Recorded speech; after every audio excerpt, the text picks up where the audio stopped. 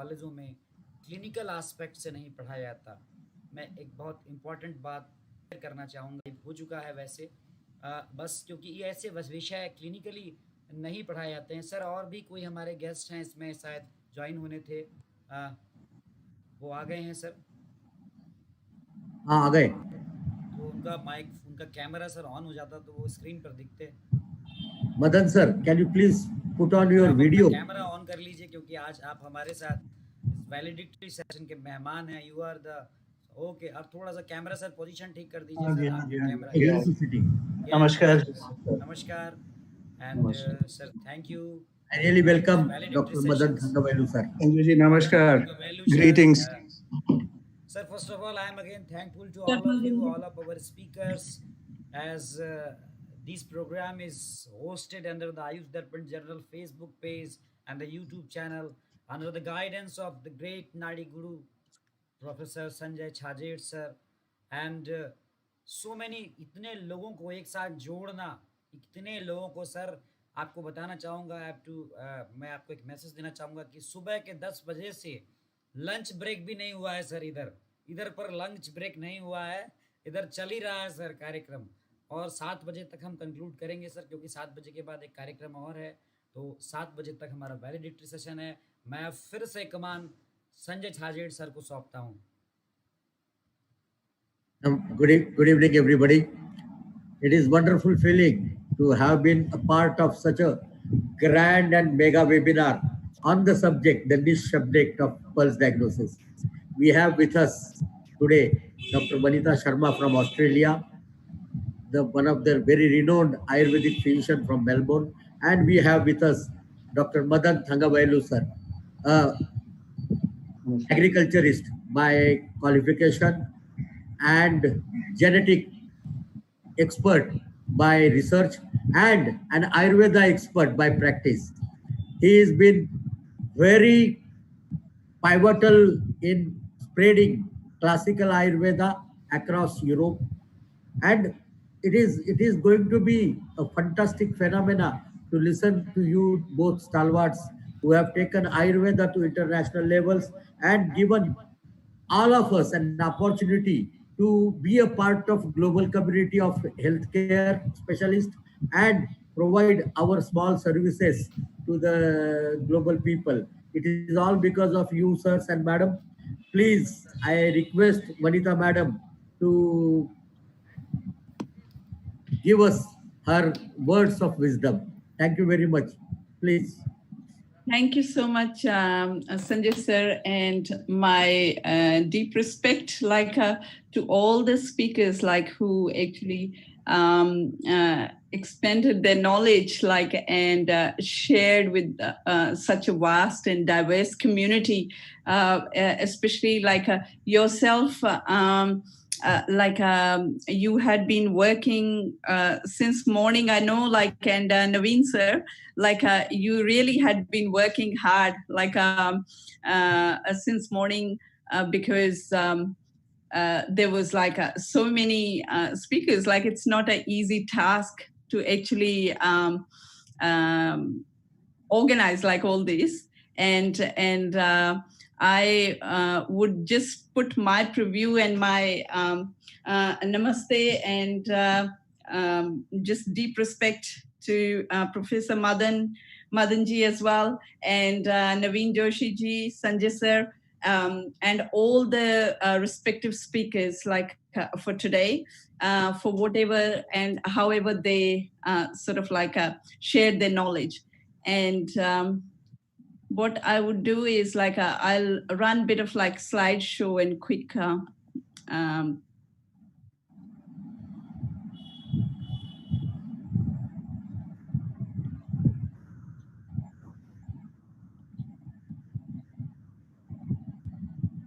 Thank you. So I'm going to talk about the relevance and the clinical significance of Nadi Parikshan in the traditional sciences and in Ayurveda, which is our Indian legacy. So I have been practicing in Melbourne for last 22 years, and my personal experience and I'm quite like known mainly for the Nadi Parikshan and as a pulse diagnosis specialist, as well as the Panchakarma specialist. That's what I'm specialized in the area. I just like I want to share like how it all evolved and where it started from, the pulse, like because I had been hearing to all the other speakers like and looking at their expertise, like how they shared, how it all started and everything, talking about what relevance like and significance the pulse is in the traditional ways. But there is a lot of modern aspect to it like now as well, and there is a lot of clinical research is happening as well.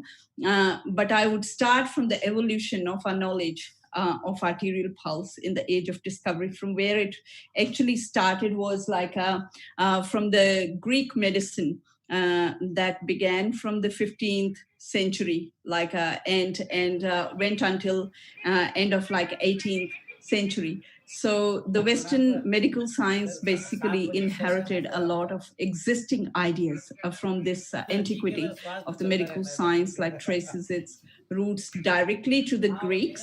But the epic poems like the Odyssey offer like insight on the ancient medical practices before the time of like Hippocrates.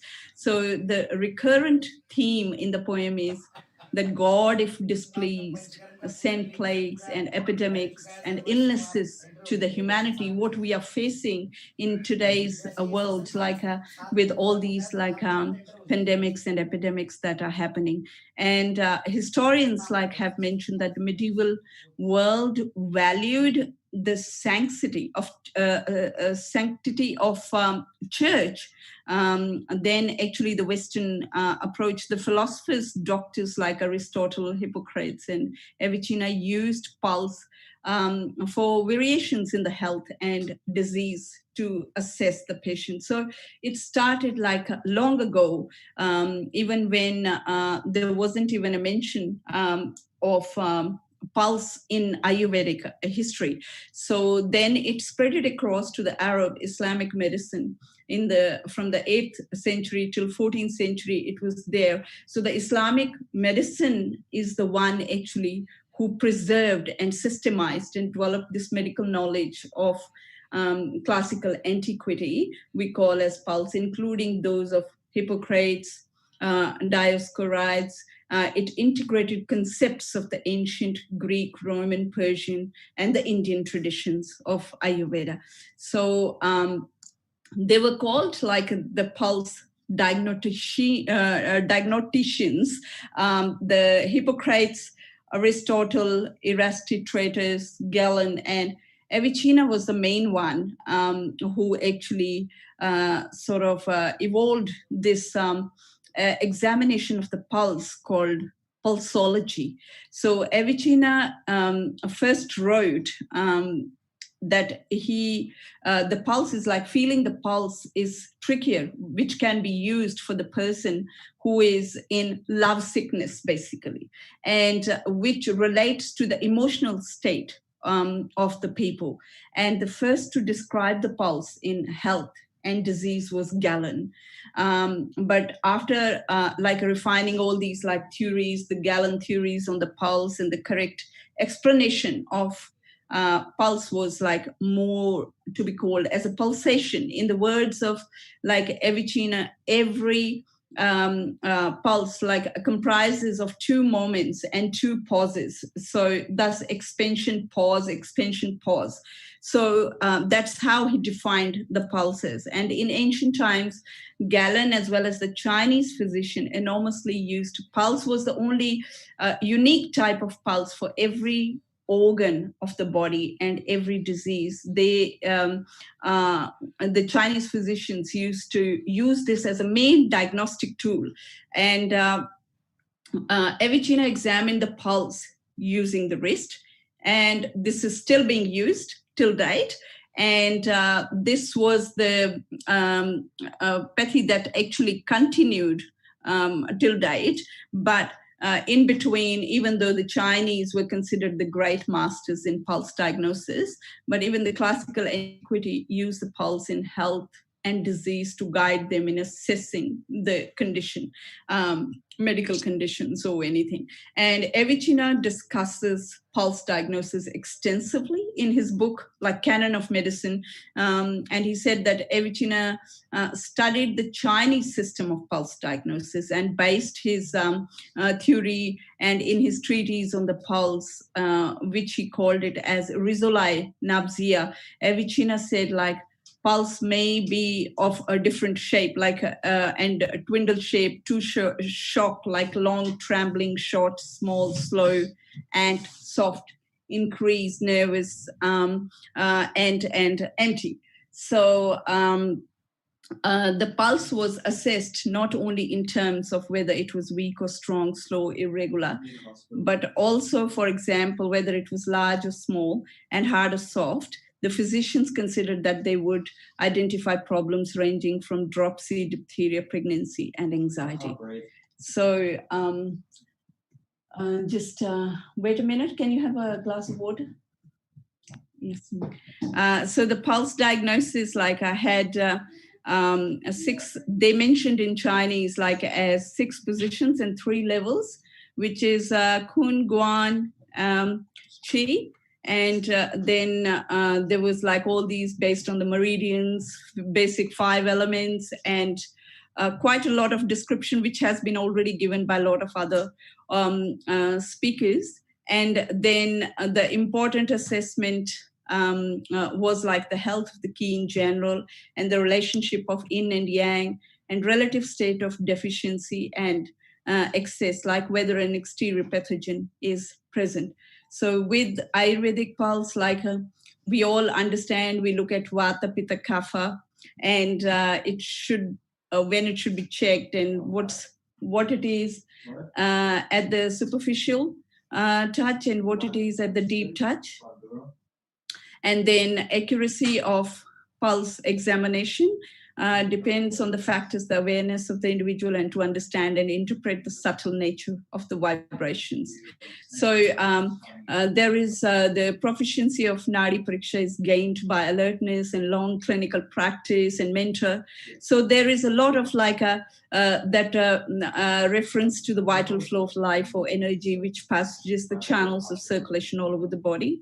And so taking Nadi is more than counting the beats. So the health and functioning of the whole mind-body constitution is determined basically on the balance of these 3 biological humus.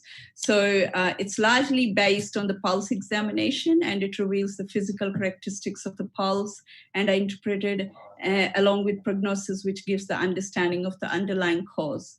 So there is, in modern terminology now, a relation with sphygmology in the pulse, like so, and there is a lot of like present scientific studies that certainly give a new light of hope in the direction and advancement of Ayurvedic pulse lore and a good asset to this science. So we basically, there were clearly defined methods of pulse diagnosis in the traditional medicines that can lead to reason well-defined syndrome determination.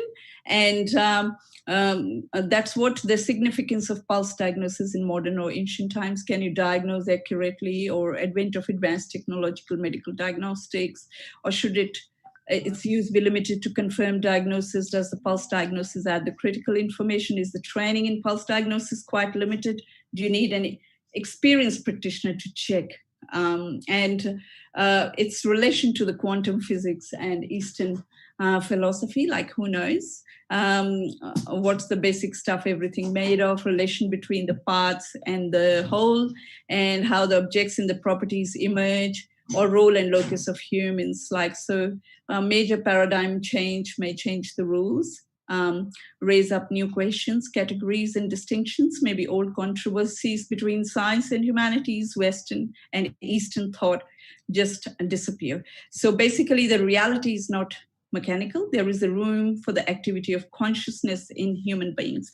So the quantum physics might be used to describe the formation of material and matter and the mental phenomena. So the mental states need not to be identified with brain states and allows known local connections. So yeah, so there is a lot of interpretation and Eastern ideas, like towards idealism and parallels and the similarities, like mysticism. So it provides, like Indian philosophy provides the realistic ideas concerning interplay between the consciousness and the matter. So there is a plurality that emerges from immutable basis and the consciousness, and humans are conscious, like evolving beings who are embedded into the corporeal layers of nature.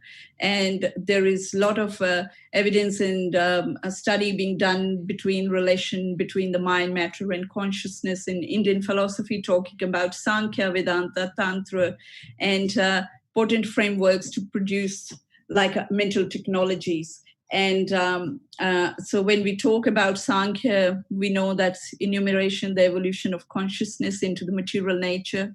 And we talk about all those 24 tattvas, and the Purusha, the Prakriti, Manas, like Buddhi, Ahankar, Sattva, Rajtam, and the Brahma. So basically the flow of consciousness and the pulse, like how it's all associated, like the Prakriti is basically the absolute nature and the Purusha is the matter. So the potentiality that exists within the Purusha, high consciousness. So it's the Mahat is transcendental celestial intelligence, and Ahankar is the feeling of I am in every organism, and the pulse is the individual psychophysiology and a flow of consciousness represented by the three doshas. So yeah, so that's all about consciousness and its role in nature. So material aspect, conscious aspect, realm of life. And talk about Ida Pingala and Nadi, about like 72,000 nadis are there. Like, so we just like look at the right nostril Pingala and left Ida, and the middle one is the Sushumna. So we relate the pulse with the celestial elements, like, and there is a lot of like variation between the nadi with the modern concept. Like we are getting to a point where there could be a lot of like more scientific study could be done relating the pulsation, and even with the modern doctors are now accepting this. So that's my like a talk about like just introducing like how there is a lot of like a significance about the pulse, like for the diagnosis and assessment, not only in the traditional way, but a lot of like diseases and organs, like even in my practical life, like in my clinic, I have assessed a lot of clients, like, and I've diagnosed their thyroid conditions, or ladies who are pregnant, like in the third month. After assessing, I can tell without any scanning, like whether it's a boy or a girl, like a lot of things that I inherited even from my family. Like I'm the 5th generation in the family, but I learned from my grandfather. And but I think like there is a lot of like relevance and a lot of yearly timely practice that actually takes you to develop that expertise. So you have to basically go through a lot of like different hands and different people, your family, starting with your family, yourself, and then getting it out like into the clients. Like, so that's all I wanted to say. So thank you very much, Sanjay ji and Naveen ji, for giving me opportunity to be speaking today. Thank you. Thank you, ma'am. It was wonderful journey of the history of pulse diagnosis. I really appreciate that it has been well accepted fact that these pulsating organs in the body had ever been since the humanity has arrived on this planet. It was accepted that there is some relationship of these pulsating organs and the life.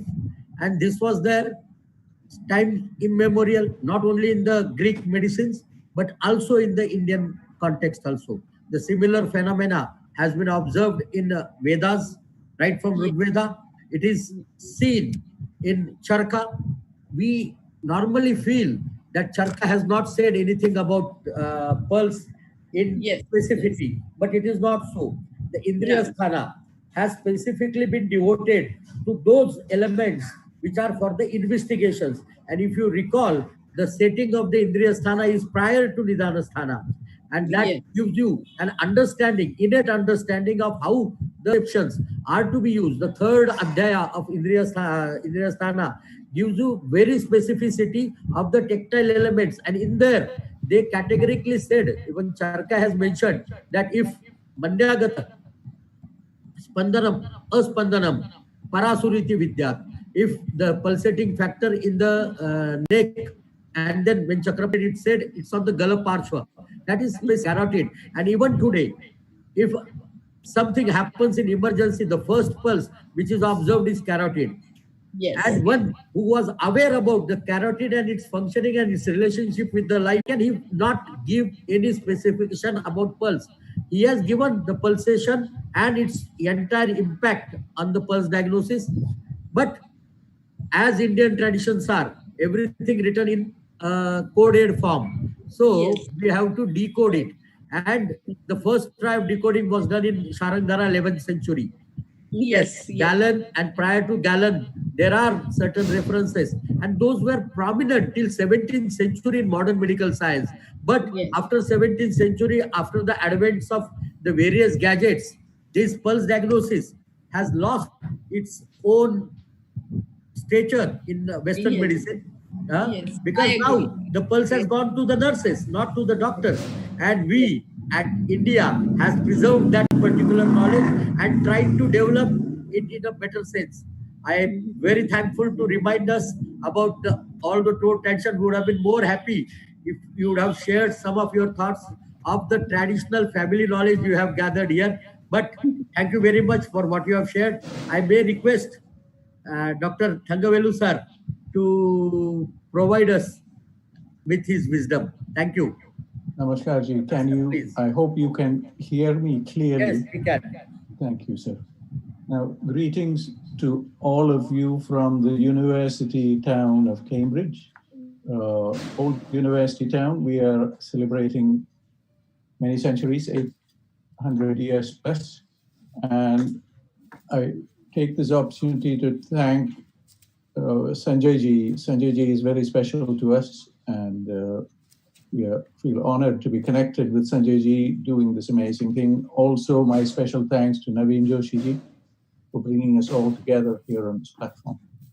Now, thank you again for giving me the chance to be at the very tail end of this session, because it's given me an overview of all the presentations. And while going through this, I was just preparing a few thoughts, and what I found quite surprising is that my slides, which I had prepared independently of all the discussions, they come very correctly at the right time. So I hope when I go through the slide, it will resonate particularly with Sanjay ji's comments made just now. And I want to highlight one or two points here. I want to, number one, highlight why this is important, why this initiative is important. I've been discussing with Sanjay ji about extending this initiative to form much larger network across the world. So I want to spend a little time on that. Number two, I wish to spend a little time looking at that foundations, which is the deeper foundations. Where does this knowledge and this desire and this understanding, where does it come from? And why are we revisiting it now? I want to give a little bit about that. And the third point I hope I can convey while I'm talking is about where we should go, the future science for this stuff. This is very important. Is there anything known in physics, the physics that we know? This town where I'm seated is very special because this is the home, we feel the home of many, many aspects of fundamental physics. This was where the electron was discovered. This is where, prior to the discovery of the electron, James Clerk Maxwell gave us the whole theory of electromagnetism. This is the town where DNA evolved. The whole structure of DNA was solved here. And sitting here, it feels a great honor to be drawn into a discussion of a phenomenon that is being used routinely in practice, like Vinita ji, or like we had a lovely contribution by Ishan ji, the clarity that is given there. The beauty of how he explains everything in Hindi, which is derived from Sanskrit, and the elegance of the science that comes through that is lost when we translate things. So before I set off point number one, I wish to do my presentation in English, if I may. Please. हमारी हिंदी थोड़ा कमजोर है, बातचीत में तो चलता है, मगर इस टाइप की जो डिटेल्ड एक्सप्लेनेशंस जहाँ चाहिए उसमें अगर अंग्रेजी में कर सकते हैं थोड़ा आसान. Please, you can definitely, sir. Thank you. And I start by saying, why are we in this position? Why this excitement? Why are we excited about visiting ancient Indian sciences? Here in the UK Parliament, we have something called the All-Party Parliamentary Group for Indian Traditional Sciences. This might be the only parliament in the whole world where we have a parliamentary group discussing India's traditional sciences. As far as I know, even the Indian Parliament does not have a group. You will find the details in our parliamentary group website. We have lords and baronesses and members of parliament who come together and we discuss all these things. So we feel the wealth of knowledge in the Indian systems is so rich and deep. We feel it must come and become part of mainstream science. So that is point number one. That we in UK, in the parliament, we have a group. And we are inspired by what is happening in India, and we are following this very closely, and we want to bring it into the mainstream. And what is that mainstream? I will switch to my slides to give you an idea of where this mainstream is and why this excitement about India's traditional sciences. Another point I want to mention before I go to my slides is that in April 2 years ago, April 2018, Prime Minister Modi came to the Commonwealth Leaders Summit here in the UK. And together with His Highness Prince Charles, they unveiled a wish to have the first Center of Excellence. We call it ACE, for Ayurveda Center of Excellence and the Center for Traditional Sciences. So that wish has already been presented to the community, and we not only have an all-party parliamentary group, we also have a wish to develop Ayurveda Center of Excellence here in the UK. It might be the first one in the world once again. Sorry if we are ahead of India, but this is our wish. So it is within this context that we are doing, that I'm going to present here. Now, can I share my slide? Please, sir. Share my screen. You can share your slides. Okay.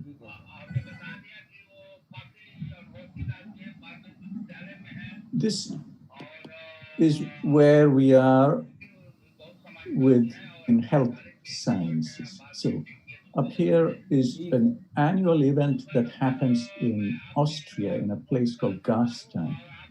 And the theme for this year's event is it's a very interesting, provocative title, Dancing with Elephants, a new partnership for health, democracy, and business. And it's a very provocative title, which has hidden within it a deep message. It's left to you to imagine who these elephants are and what is this dance that is happening with the elephants.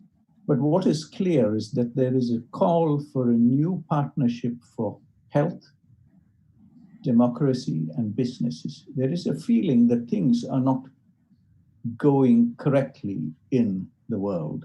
Something is wrong. And this touches also the world of health. You can see details of this event, and you can register at this event at this website. This is an annual event where the thought leaders in health come together.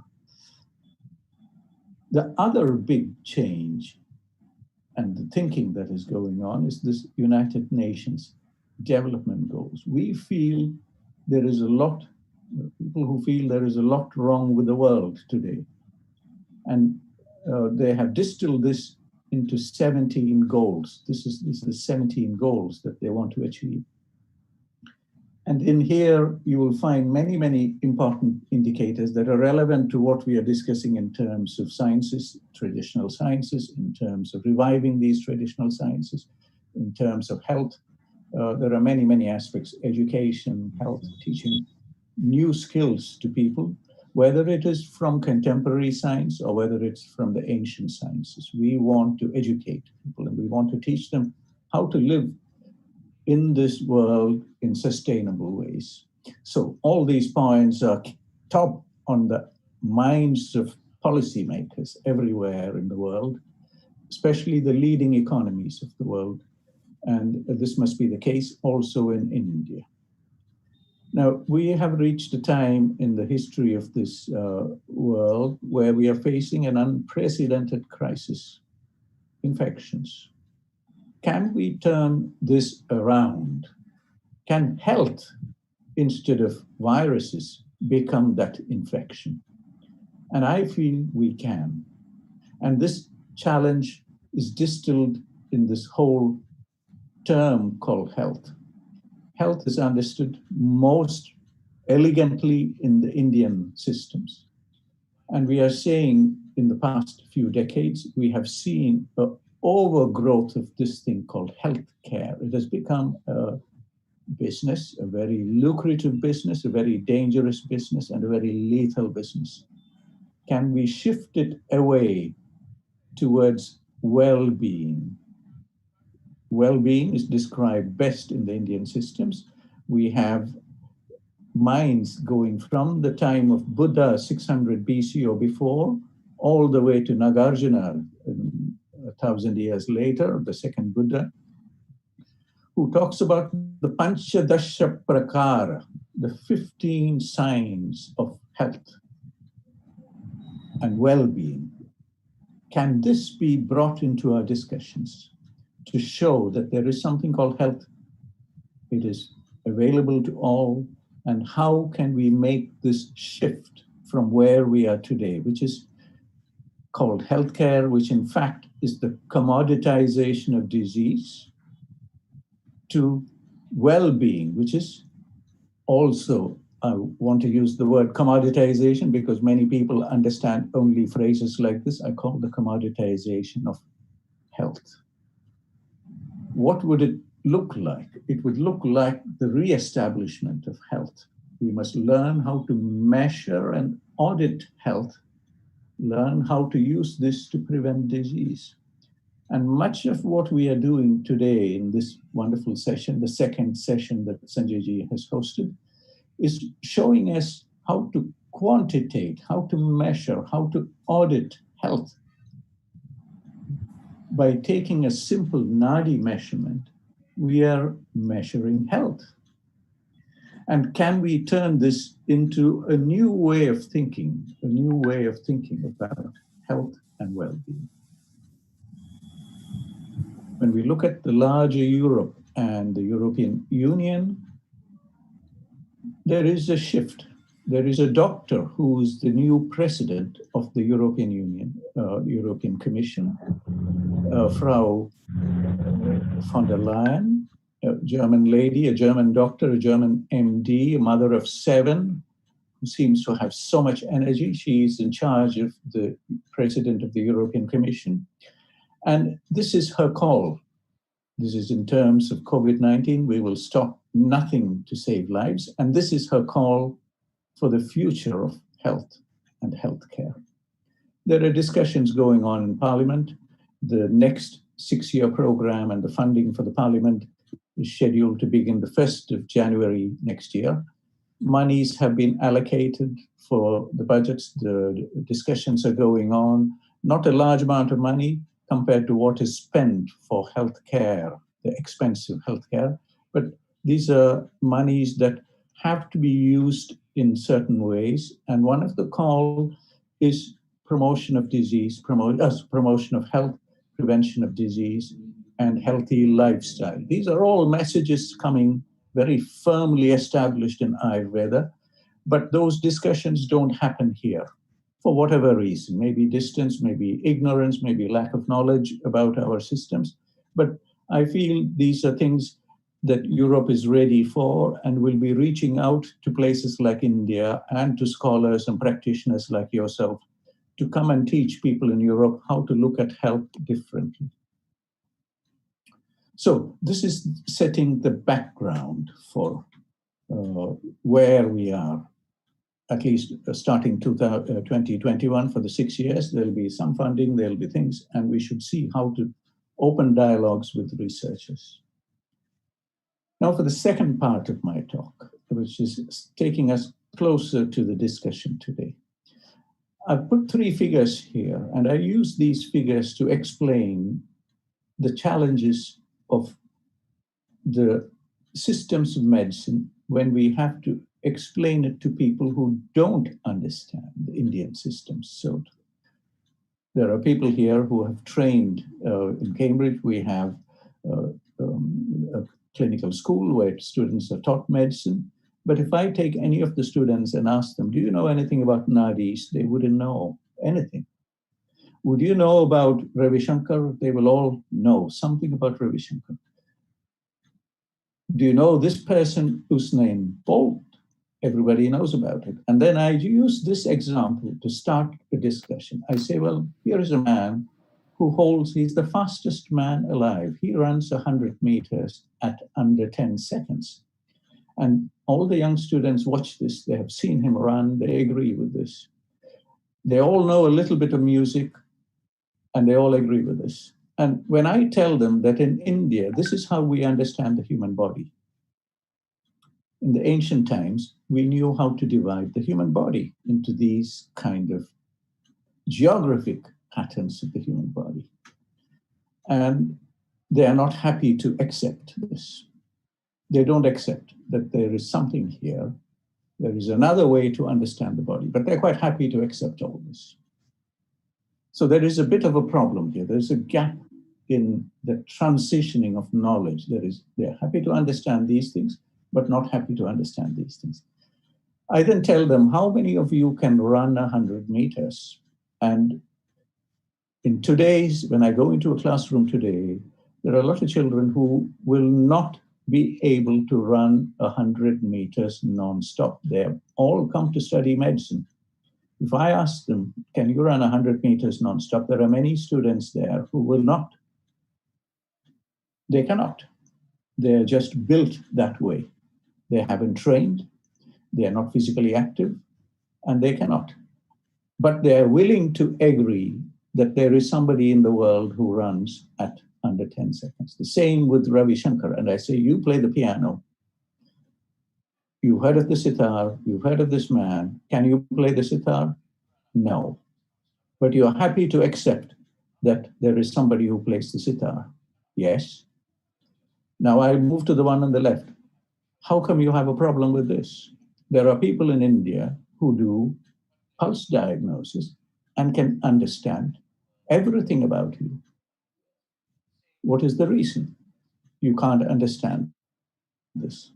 So there is a problem. And this is the problem we must try and resolve and what we should overcome.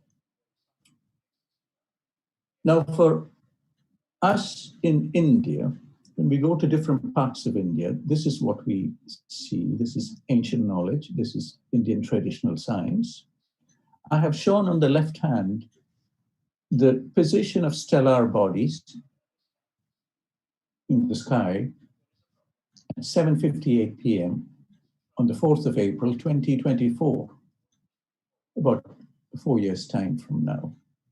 This is how objects are going to be positioned in the sky. For me, this is very important. This is a macroscopic representation of something else in the manifest universe. I will leave this to a side for a moment and move to what I have on the right-hand side, this is representation of the music, the ragas in the southern India, in the Carnatic music system.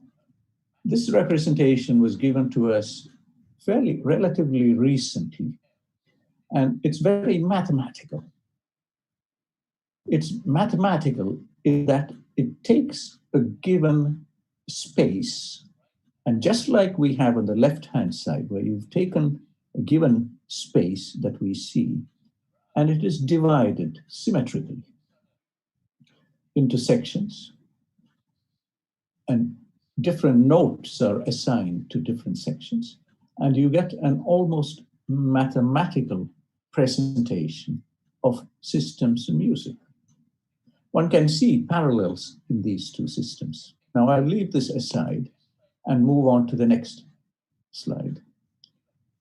The mathematics that is used for representing this space, for me, is no different from the mathematics used in explaining the human body. We say desha, the concept of desha, which is understood in Ayurveda. Deha desha is this. We have a way to understand space. We have a way to understand the human body and the divisions. And there is not a subtle, but a frank connection between how the body is represented here and how music is set out, or for that matter, how we build houses, how we build temples, how we go about dividing space to make it useful. And much of this knowledge is based on our darshanas. So the two darshanas that are extremely important for us in this space that we are talking about, number one is Sankhya, and number two is Vaisheshika. Now, for me, I'm not a practitioner, I'm not an Ayurveda practitioner, but for me, the beauty of Ayurveda and the beauty of what you are doing today, I appreciate through the eyes of Sankhya and Vaisheshika. And for me, it is completely clear how these two, with as little as these two darshanas, maybe with a little bit of yoga, Kapila's Sankhya Sutras, Kannada's Vaisheshika Sutras, and Yoga Sutras of Patanjali. When we put all of this together, all this forms a logical, consistent body of how we divide space, wherever that space is. I highlight here the term avyakt. I want to come back to this towards the end. I'll come back to this. But the clarity that is offered in our darshanas, particularly Sankhya, takes you back to understanding the dynamics of even the unmanifest. This is very important because there is no other body of knowledge and the system of philosophy that helps you appreciate this dynamic unmanifest, the avyakt. This term is so important for all of us in this space, particularly those who want to see the bridging of Western systems, Western philosophy and Eastern philosophy. Vinitaji mentioned very briefly about where those parallels are. And Vinitaji also mentioned about this Shushma and the Ida and the Pingala and how it all comes out. Now, all of these are very important. How did our ancients understand these things? And for me, this is the mysterious thing. For me, doing Nadi Pariksha is not a mystery because I understand it can be done. But how did they go on to divide and make these kind of divisions? You know, the Shiva Samhita talks about 35,000 nadis in the human body. You can divide it into so many little aspects of the human body. So that is my second bit. Now, I come to the third part of my presentation, which is why is this important? How does it connect with modern biology? And where is it that we want to form these bridges? 3 साल है मंदिर बन जाएगा चुनाव के 6 महीने पहले And where do we want to make the bridges? And where do we guide future research based on this thinking that is rich in our system, and a way of thinking that is rich in the Western systems? How can we bring these two together? Now, these look like very dense and busy images, but shown on the left is a schematic on how you make the human body and all the different cell types from the zygote, from as little as one cell. And all of us begin our life from one cell, a few microns across, and that entire logic is played out. Ayurveda talks about Prakriti, and Prakriti is such a fascinating concept with 6 aspects which contribute to formation of assigning Prakriti. I am a DNA biologist. I look at only the 2 concepts, the contribution of DNA from the father and the mother, and maybe a little bit of the epigenetics. Ayurveda's Prakriti concept puts 3 other dimensions into this, which is phenomenal. And we might be reaching a point in modern biology where we will have to look at other attributes to understand these aspects.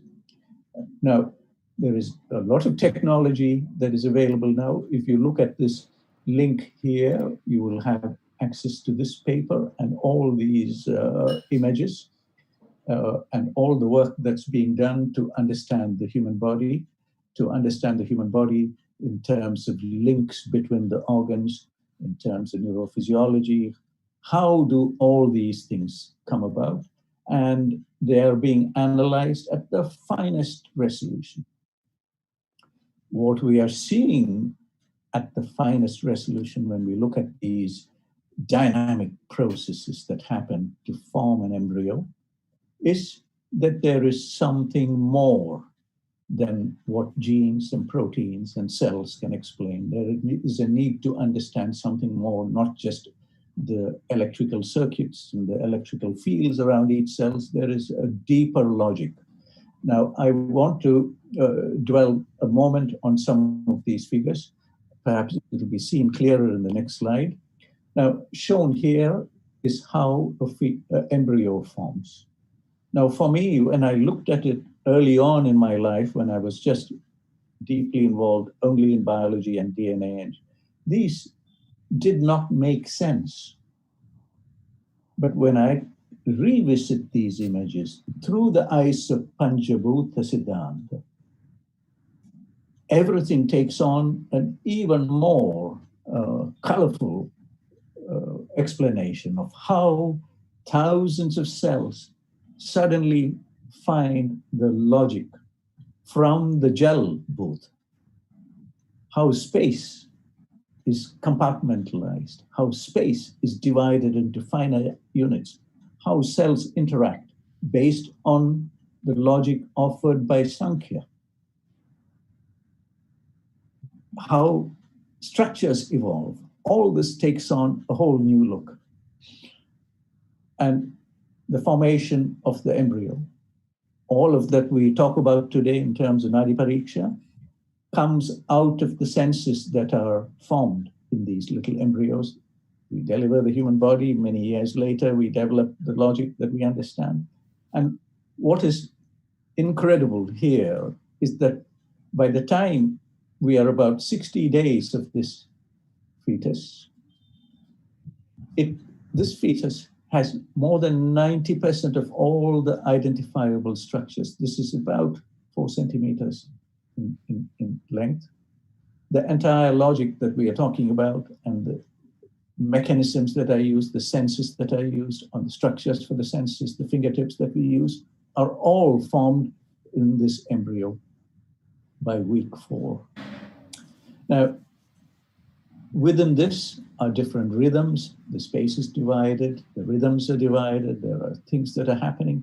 all of that, respecting all this, the schematic shown here, all respecting the laws understood in the Indian traditional sciences, in the darshanas, in the siddhantas. We had Basavaraj presenting something about meridians. A lot of people doing Ayurveda will say, well, what is the connection between this Chinese system that we have and our pulse diagnosis? Sir, sorry Basavaraj to presents interrupt, it sir. very Actually, we clearly. have only 3 minutes, sir. He shows how these 12 meridians point to how the body is connected and how you can assess things. I feel there is a lot of possibility of cross-fertilization with those machines and understanding the Chinese representation of energies, the qi, as they call it, and the Indian representation of the three doshas and prana.